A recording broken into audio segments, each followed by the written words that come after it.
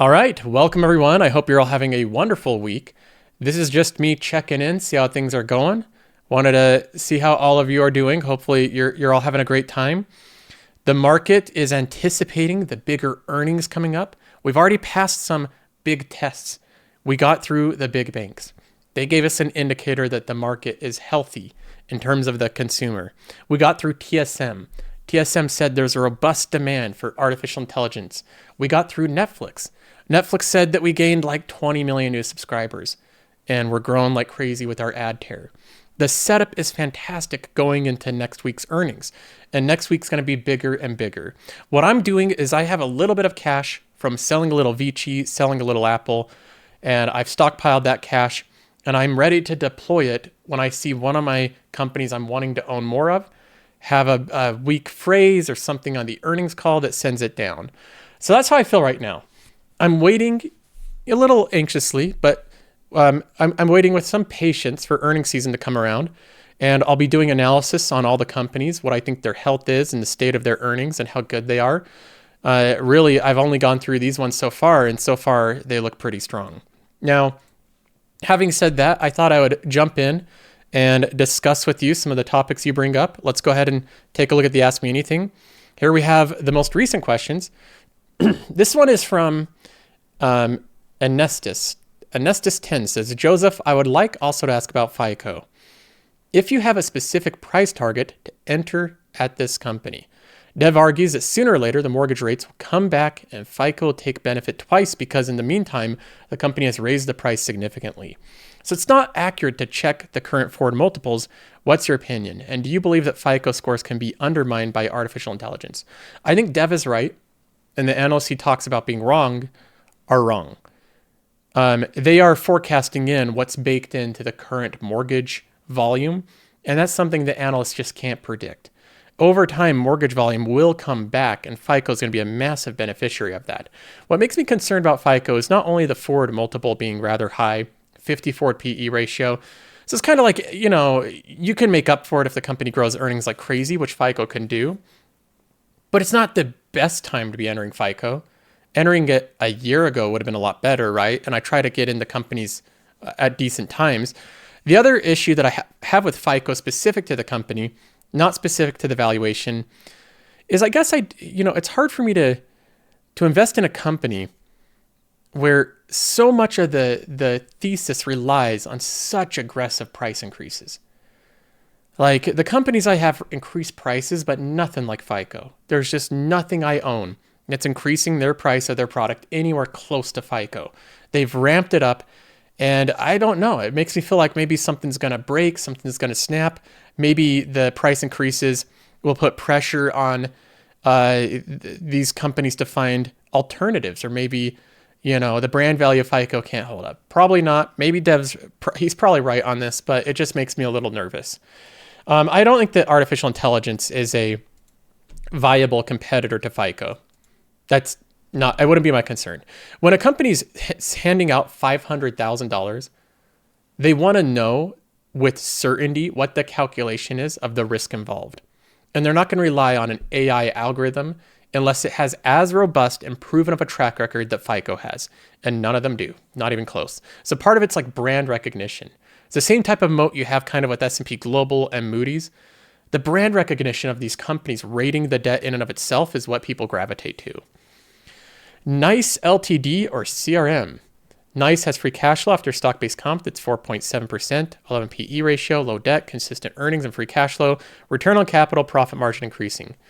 I know someone that works at Nice. It's a great company. You're right, it's very cheap. I think it has a high likelihood of outperforming. I'm not going to invest in Nice because the person that I know and I spend a lot of time with, one of my best friends, is an accountant there, and he has access to basically all the he has direct access to all the financials of Nice. So just because of our relationship, the optics alone, I will never own the stock. I'm never going to own it.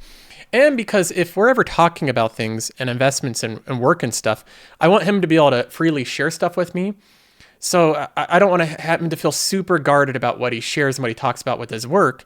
And so it's just better if I don't own the stock. If I don't own the stock, Better situation for me. I don't have to worry about crossing any type of boundaries or anything like that.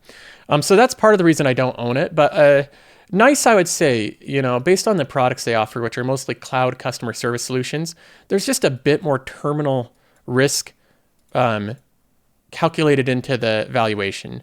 So a lot of people believe that there's so many agent solutions coming out for customer service that NICE's growth rate is going to take a hit. I still think even factoring that in, it's undervalued. 2 questions here. I've been watching and have been a member for a long time, and I was wondering, what's the end game for the Story Fund after its 5-year experiment ends?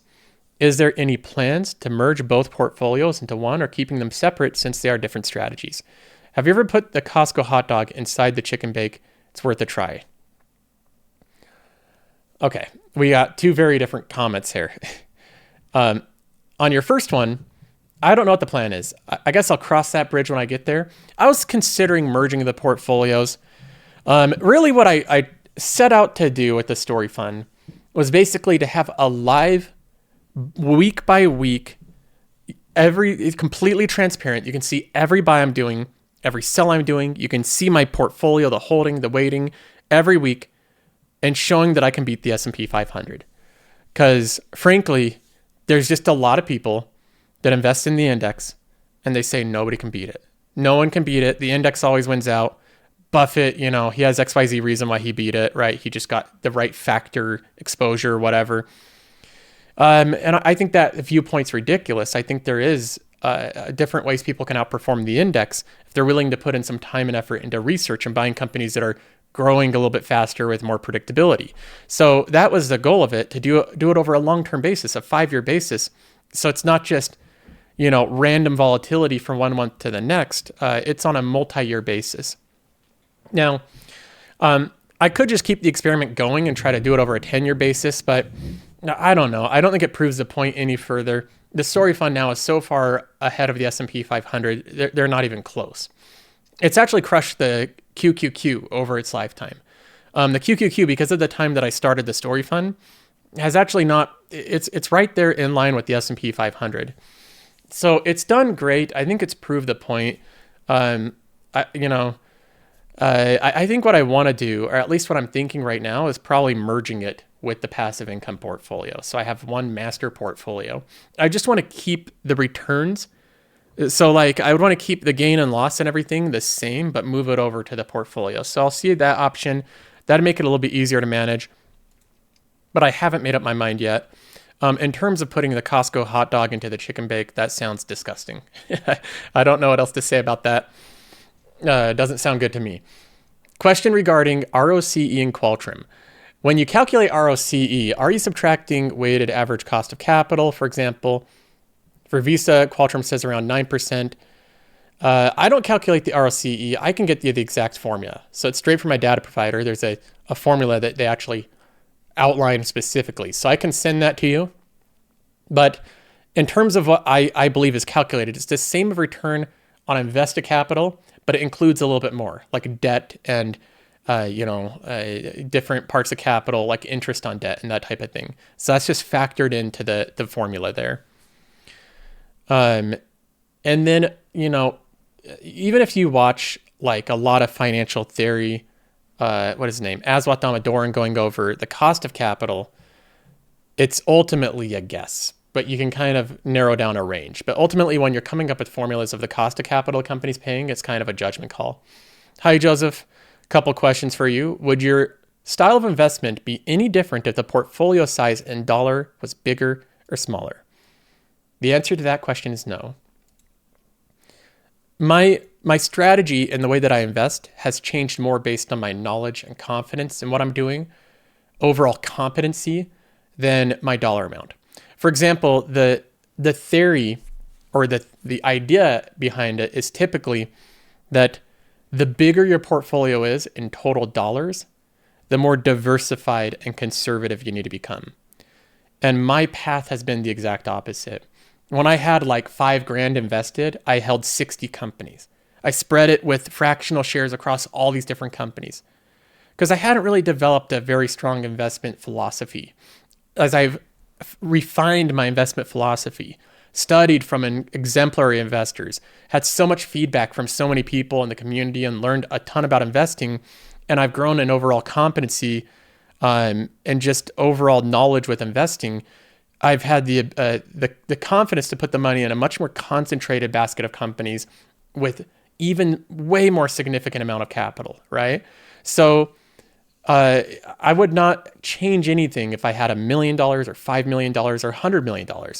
And you can look at funds. You look at Bill Ackman's or Dev Cantisari's, and many of the best ones that perform the best that hold $5 billion or $20 billion are only in 10 companies. A lot of people have really crazy ideas of diversification, but you don't need to be in 50 different companies to be well diversified. Would you take more risks if you had smaller amount or take more conservative? See, that's the same thing. For example, would it make more sense to have 5 to 8 versus 25 to 35 stocks based on smaller and bigger? No, I don't think so. You definitely, there's charts you can look at, and I could find one of them, but it's the amount of, there's different types of risks. So one of them is basically company specific risks. So like mitigating against the risk of a company having fraud or having some big problem or huge disruption that comes out of left field. And you don't want all your eggs in one basket. So I don't go all in one company. I think the people that do that are frankly just risking too much. But I do think when you have, the risk goes down so dramatically after 7 companies that you've already reduced specific risk by around 80% just with 7 holdings. So in my opinion, I think the minimum's around 7 companies. I wouldn't want fewer than that. When you have only 2 or 3, no matter how confident you are, even if it's like Netflix or Costco level of confidence, it's still not enough. There's still room for error that you could be wrong. So you want, I think, at least 7. After that, though, most of the benefits of specific risks have been had after 7. You get very little benefit. Like going from 7 to 50 companies only reduces specific risk by a couple percentage points. So really, there's a nice sweet spot there where after 7 companies, you've eliminated most of specific risk. Totally unrelated to stocks, it looks like you used Angular for Qualtrim. What do you use for your API and backend? Also, do you have openings for part-time devs? If so, how do we send over our resume? I have had a lot of people want to join in the project. It'd be fun. Maybe I'll hire someone. I'm kind of old-fashioned where most of the people I've hired that works out with the Joseph Carlson show are people that I know personally. The developer is someone that I worked with 10 years ago. He's actually the one that trained me. So when I first got a job, he was like the first one. I sat down with him. He had already been working for 10 years. And I just shadowed him, and he taught me a tons. And he's a better developer than me. He's way better with backend development, with knowing how AWS works and database architecture. I think I might have him beat on front-end development and user interface experience and that type of thing. But he's definitely more skilled as a backend full-stack developer. So it's hard for me to go with someone I don't know, even though I trust most people. But it's just easier when I'm in person, when I can drive over and see him. He lives in a couple cities away, so he's pretty close. It works out really well that way. And in terms of why he used Angular, I'm a React person. I've used Angular too, so I know how to use that as well. But I mostly coded in React after Angular. And he used Angular because he's better at it. He's super good at Angular. And Angular can be super powerful if you know how to use it well. There's a bunch of functions actually that I think keep it a little bit more organized. Like React projects can get unwieldy and out of control. Angular, I think you can keep things a little bit better organized. It's very fast if used properly, and he's really good at it. So I wanted him to go with what he was most competent in because he rebuilt the entire website from the ground up. Once the project started taking off and we started getting a lot of members here, I tasked him with rebuilding the entire thing last year. So that's where a lot of the development project budget went. This year, we're building out all new features. You're going to see more and more of them. What do you use for the API and backend? Oh, gosh, I've gone over a bunch. I'll have to go over it again. But, Most of the stuff we use are baked into AWS, so it's heavily integrated into Amazon Web Services. Again, that's just what he knows, knowledge base. I'm sure that Google Cloud and Azure would work just fine for our needs. But when you have a developer that has so much experience using AWS, there's no reason not to use it. Even though it's expensive, they have state-of-the-art tools and it can scale indefinitely for our needs. So it's very, very nice to have. And we're actually using AWS's relational database, so it works out really well. Do you have plans to add metrics, comparison features to Qualtrim where we can compare different metrics of 2 to 3 companies? Yes, I'm very familiar with this request. I'll say that it's coming this year. I don't know exactly what quarter this year, but it's for sure this year. I'd say probably the first half of 2025. You're going to have comparison features. Now, I don't like tables. I just don't like them. I'm a visual. I think it's visually is so much better when you can actually see the comparison and the ranges. So with Qualtrim, like most of the stuff we do, it's going to be visual. It's going to be very easy to use. I've looked at so many different comparison features, so many different charting tools from different websites. And I feel like I have down what's going to be best. So it's going to be different. It'll be the Qualtrim way of being simple, really intuitive, easy to use, and very visual. Joseph, I'd like to support the idea from the last AMA about the series evaluation on companies in more detail, how to correctly predict growth, how to price a company, etc. Yeah, we could go through that. Maybe I'll just run through different examples of how I would kind of come to the conclusion of how I'd value different companies. So I'll do that. Maybe we'll start the first one this weekend. I'll try to make some time in. I think that'd be a good one to do. Lots of people are interested in basically how to determine whether a company is okay to buy. Unfortunately, right now, generally speaking, across the board, companies they're not trading for discounts right now. But we can look at a lot of examples. What companies will benefit from Project Stargate? Will ASML benefit?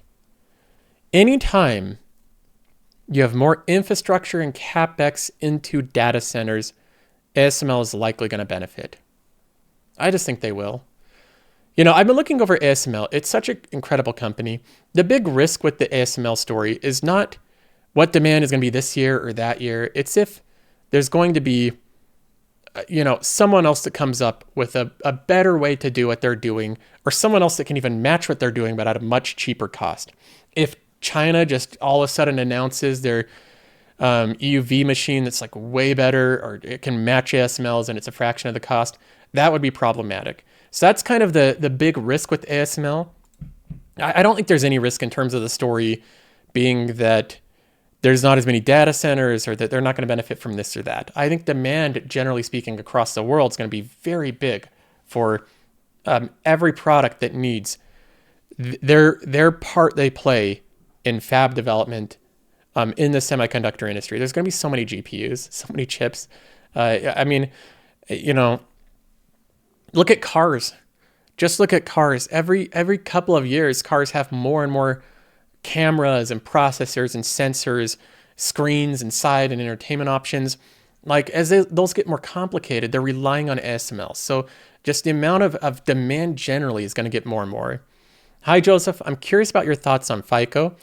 It's dipping right now as of January 23rd, down over 11%. Okay, so let me look at this. Down 7% this year. Yeah, it's a dip. It's up 45% over the trailing year, but it is a dip. It's down a little bit over the past month or so, down 12% over the past month. A nice dip, nothing concerning about the stock. Still expensive, but I'm struggling to find out where this stock goes from overvalued to fair value to undervalued. Thank you for your insight.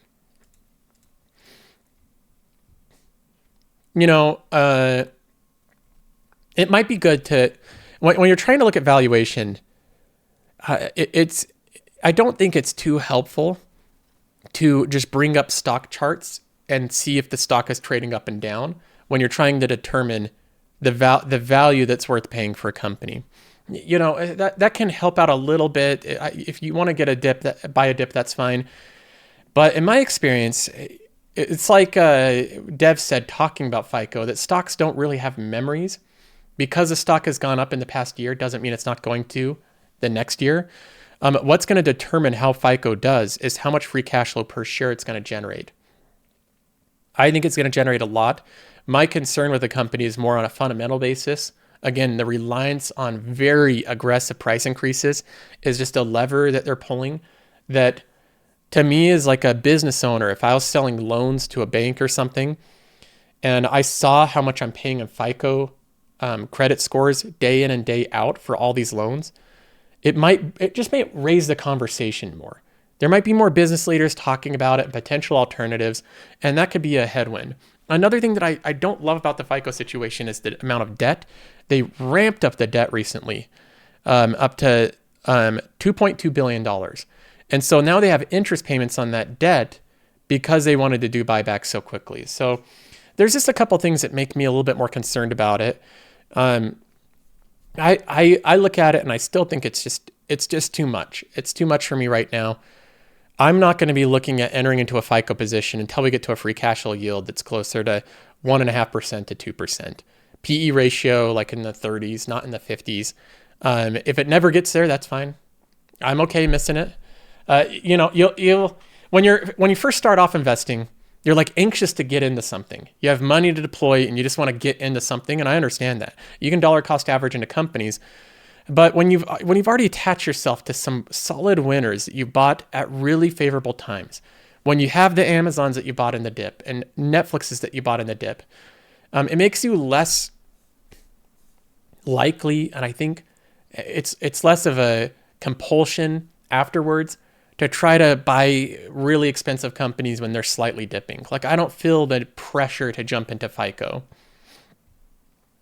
When you step into Booking at this price point, if you were a brand new investor, let's say that you have 10K, how much percent would you allocate to Booking? Why is Booking going down 13% since peak? I kind of made fun of this because, Booking is up in a 3-month period. Booking's up 8%. So it's down 13% from the peak. If you zoom out only 90 days, the stock is up 8%. It's not even a dip. Like on a 3-month rolling basis, it's gone up. So it's not even a dip. I don't even consider this 13% from peak really a dip. You go out 90 days and you're in the green. Go out a year and you're in the green. Go out 5 years and you're up 100 and something percent. So we just have to change our perspective how we look at this. Booking is a volatile company. It always has been. Not company, but the stock is volatile because the stock is at a very high total share price. It makes the stock a little bit less liquid. There's less trading volume in it. And that means that if like some big hedge fund sells it, it's going to have a bigger impact. So I view this as normal volatility. I think Booking's great today. I don't have any problem with buying Booking today. In fact, I might buy more of it tomorrow.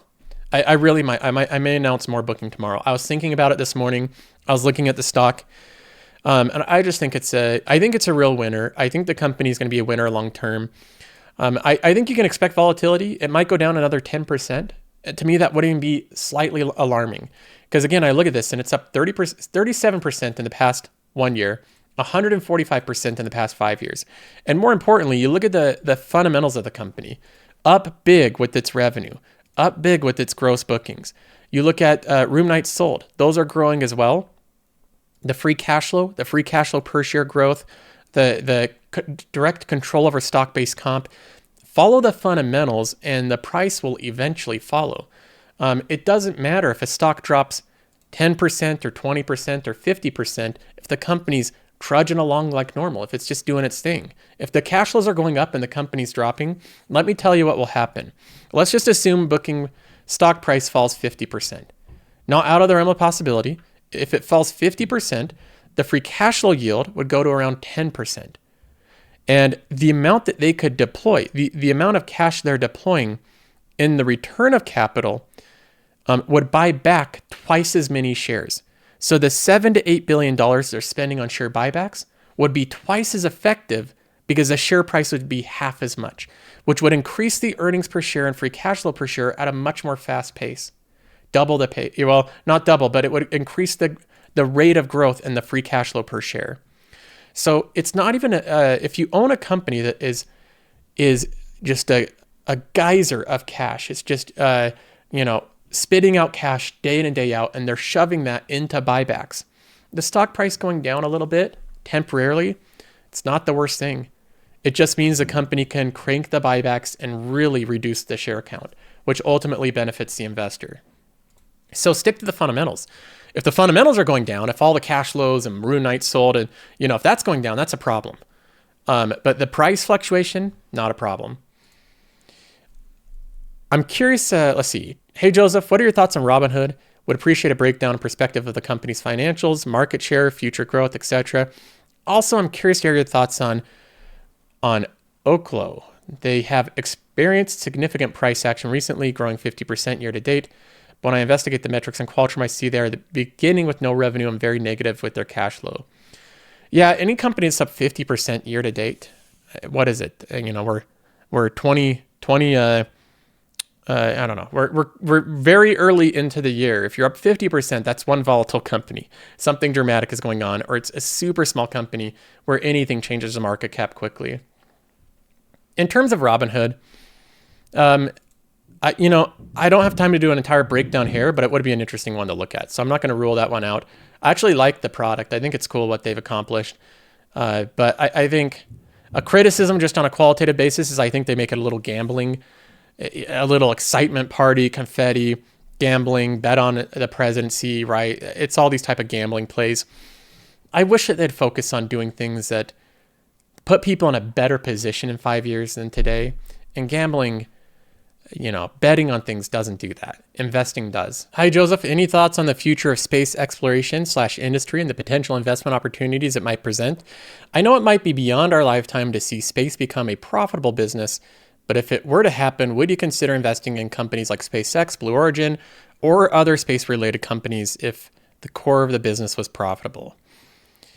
Yeah, I think so. SpaceX, I think I don't have the numbers because it's privately owned. They're probably still in investment mode. These companies have some interesting characteristics that are quite attractive. One of them is they have extremely high barriers to entry. You'll notice that SpaceX and Blue Origin both require an eccentric, ultra-wealthy individual, $100 billion net worth plus, to be able to pull this off, and years of CapEx to be able to make it happen. And so the barriers of entry are high, and the rewards might be very big. They have Starlink. I'm a customer. I love Starlink. It's so amazing. You plug in your little dish, and like a minute later, you have high-speed internet. I mean, really high-speed internet.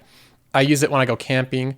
We pull a camper trailer, go out into the woods, stay by a lake and go paddleboarding and hiking. Kids love it. We do the whole campfire. And I can plug in and have high-speed internet. We can be watching Netflix or Amazon Prime. We'll rent a movie at night, right? And then we'll go hiking and go paddleboarding. It's the best of both worlds. So a lot of people are like, oh, you don't want internet out in the woods. Of course you do. It's way better with it. You can go out all day long and tire yourself out, go play out in the woods and, outdoors and go do all that stuff the entire day. Then you come back and relax. You have a campfire and then you watch a movie. It's also good because Starlink allows you to have emergency services if you need it. You have a connection to the outside world. Some of the places that we go, we have no cell phone reception. So it's also kind of a safety thing as well. It makes you a little bit more secure. So I think that these tools are amazing, and I would be interested in investing in them. Of course, I'd have to look at the financials of the company first. Hey, Joseph, do you believe truth is subjective or relative? What about morality? I think that there's some truths that are, I wouldn't say subjective, but I'd say that the way that we should look at someone's decisions, the actions they take, we should look at it with the context of what's going on in their environment, right? So, if you're going to look at what somebody's doing or the way somebody's behaving, you have to look at the full picture and get context. If you just pluck away different parts of it, I don't think you get a full picture of what's going on. In terms of truth being subjective or relative, I'm more on the side that truth is morality is somewhat fixed. There are things that are just simply good and bright and light and wonderful and beautiful. There's things that are gross and ugly and not good. It doesn't matter where you are. Doesn't matter when you are. Some things are just not good and some things are good. So determining that, I think, is different. for every generation, you can go, whether you go back 100 years or 1,000 years, determining what's good and what's bad, I think is a challenge for every generation. But I generally like to believe that morality is not just completely relative. That I think that there's more global things that are good and global things that are not good. But, kind of a mucky answer there. That's something I think that philosophers debate all the time. I think that we should look at people's situations with the decisions they make, the context. Someone that grows up in one environment where they have different influences will make entirely different decisions than someone growing up in a different environment. And it's just proven. And so when you look at the decisions you're making and the person you become, so much of it is because of the situation you grew up in. So I know that a lot of the reason I am the way that I am is I had good parents, I grew up in a good situation, that played a huge role in who I became. So I think it's good to look at truth and look at morality, but also look at context of the way people, the reasons why they're making the decisions that they are. Hi, Joseph. I was wondering, what is your take on owning a company like BlackRock? Did you ever consider them? I did consider this company. I just think it's too obscure, opaque, a little too unknown of what's going on. I like companies where I have more clarity into what they're doing. With BlackRock, you're just kind of putting your money in and hoping it turns out well, is what I feel like. But that's my ignorance and not understanding exactly what's going on or the deals being made or the attractiveness of them. It's very opaque in my opinion. What are your thoughts on bookings reduction in gross bookings and room nights sold 2023 to 2024? I think we just look at this, gross bookings. I don't see that happening. Reduction, let's take a look. No, you have this wrong. So when we look at this, let's take a look here. Let's clarify this. You have this wrong because when you look annually, it's showing you each year what we have entered in so far. What we have entered in so far for 2024 is the first 3 quarters of the year. When they report Q4, then we'll have Q4 added in here and it will be above. The way that you can look at this, and get clarity on it is the trailing 12 months. And you can see right there, no reduction. It's going up over time. This is a much better view to show the trends that they're booking. So yeah, with annually, be careful with the KPIs because if it's on 2024 and they haven't reported all 4 quarters, it's just going to show what they've reported so far. The trailing 12 months will show you it over every quarter, the trailing 12 months of what's been reported. So, that's just a different way of looking at it. Hey, Joseph, may I ask if you consider to add the intrinsic value of each stock in your portfolio in the monthly report that you share besides the label, undervalued, overvalued, or fair valued? I don't think I'm going to do that. It's too, I think if you're getting that precise with your companies and where you're going to buy them and where you're not going to buy them, I think that kind of encourages people to have the wrong type of view of looking at a stock. I don't like precision thinking with my type of investing. You don't want to have precision thinking. Think back in 2022 and 2023 with Google, Amazon, Netflix, Meta, you name it, all these top companies. And think back if you had this precise way of thinking about the company and you didn't buy Amazon because it was only trading at $100 or $90 per share and not the $85 per share that you thought was the undervalued range. Right? You missed out on a massive opportunity. The truth is you could have just bought it anytime around that point because it was just generally undervalued and you would have done well. So why try to put a specific, this is the dollar amount where it crosses over being fair value to undervalued. I view it just more as ranges. There's ranges where companies, it's like Warren Buffett describes in his book. If you've read the Snowball, he'll say that he doesn't do precision math. He never runs a DCF calculator. He does some of it in his head where he works out how much a company is going to generate, generally speaking throughout its life. But in his opinion, a company should be such good value for you to buy it that there's just no question. He describes it as like a caveman club bonking you over the head, just hitting you over the head. Unmistakable. You can't miss it. It's value. It's so much value that you can't miss it. When you get into this thing where you're nitpicking what is specifically undervalued and specifically overvalued, that might make you feel better because you have some like mathematical paper on it. But the truth is, I'm looking for companies where they're fantastic companies, high quality ones that are sold down significantly because of fares, where they move into a range where every indicator is showing that they're undervalued. And it's exactly like I thought.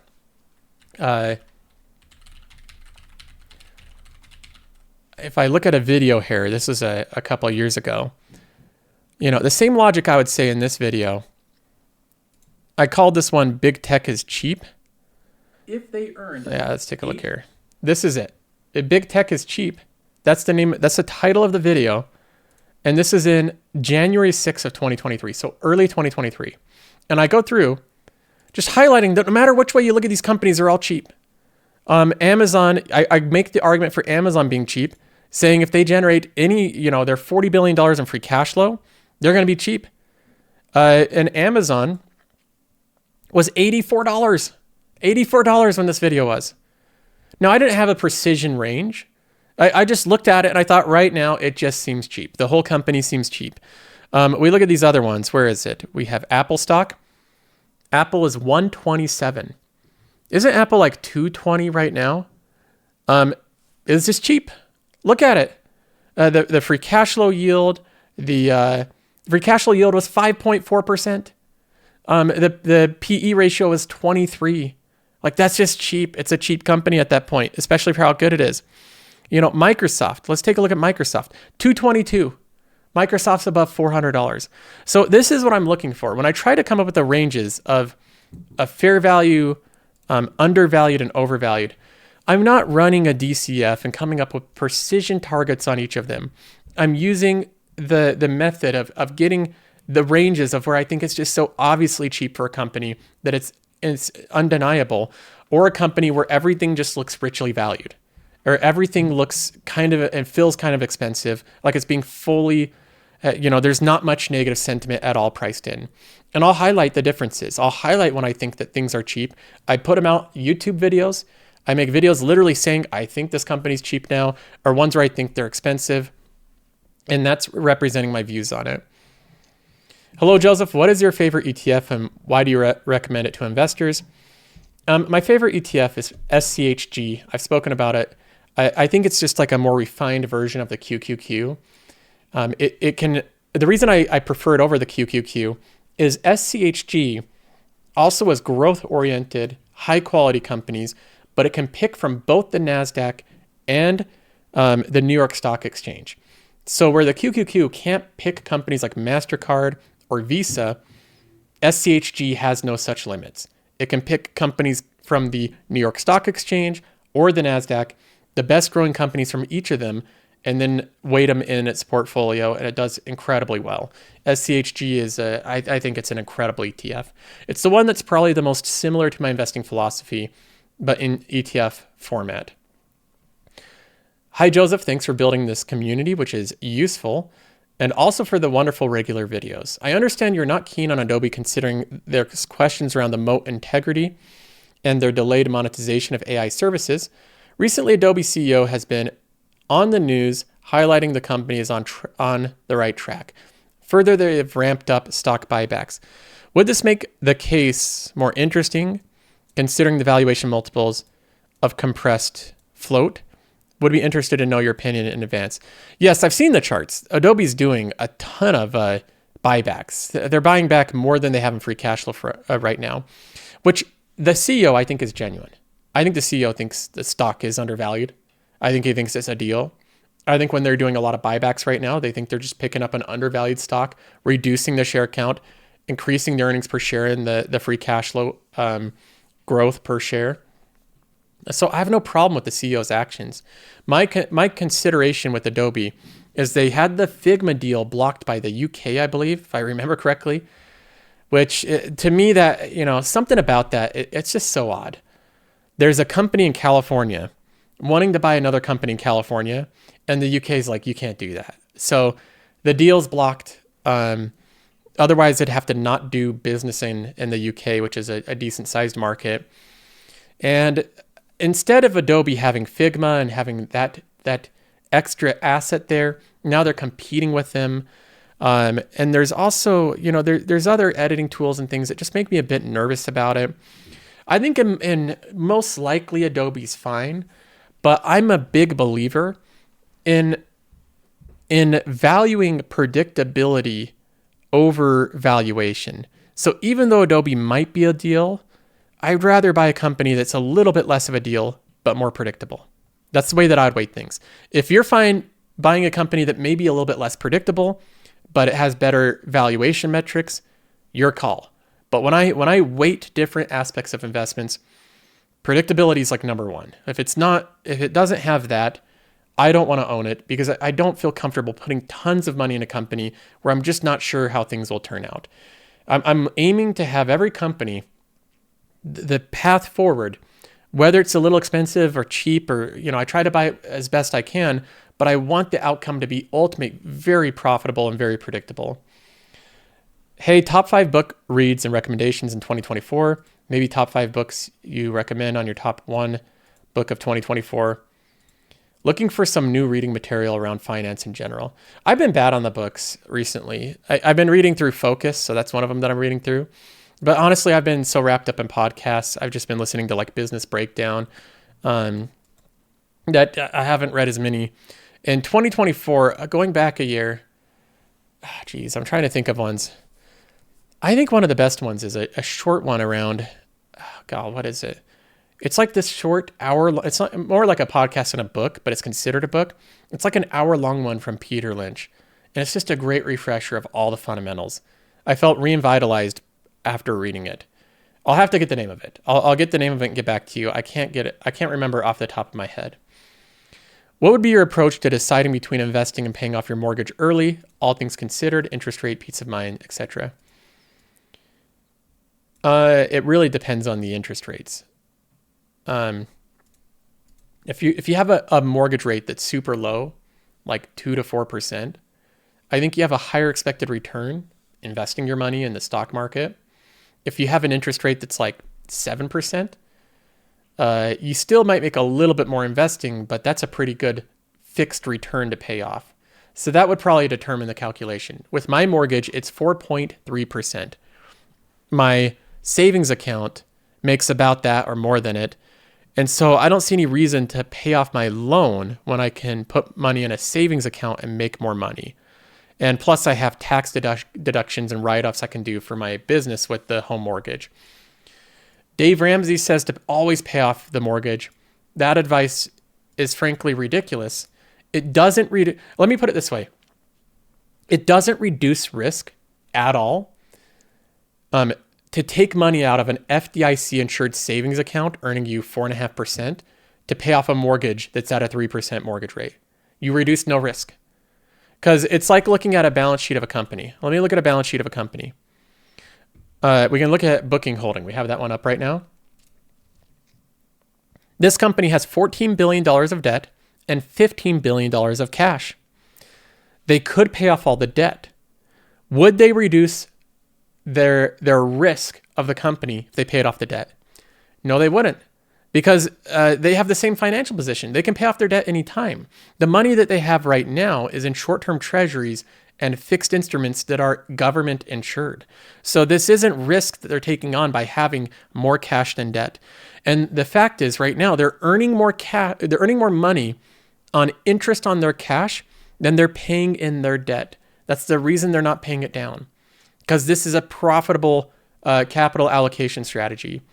So, when you have Dave Ramsey sells a business that the whole thing is based on having no debt. When that's your business, you have to just abide by it no matter what the math is. But there's all sorts of situations where it doesn't make sense to pay down your mortgage early. And if you have a higher interest rate on your cash that you're earning from a FDIC insured bank account, more than what the mortgage costs, that's definitely one of them. I'll do a couple more questions here. Hey, Joseph, what are your thoughts on Pan W? Fundamentals look solid. I haven't looked at this one. Maybe take a glance at it. This is a cybersecurity company, Palo Alto. Okay, so I remember that one. I went through this one and I did a video. I don't know if I released it. Maybe I did. I can't remember. Maybe I didn't release it, but I recorded a whole video where I compared that one to CrowdStrike. It was going to be an exclusive, and they're super solid companies. Both of them are like insanely solid companies. They have different approaches in what they're tackling in the universe of cybersecurity. So they're not actually that much of competitors. If I recall correctly, and this is a long time ago I did this video, I think Palo Alto Networks is more for like server security, infrastructure. CrowdStrike is more for endpoint security and stopping breaches on endpoints. But I'll have to do, maybe I'll re-record that one, or I've tried to dig up the one that I did. From what I remember, they're extremely solid companies. That's going to be it for this episode. Hope you enjoyed. Just a little catch up. Nothing serious. I just wanted to see how you're all doing. I appreciate all the questions. If you have any more, just send them to me on Discord. That's all for now. See you in the next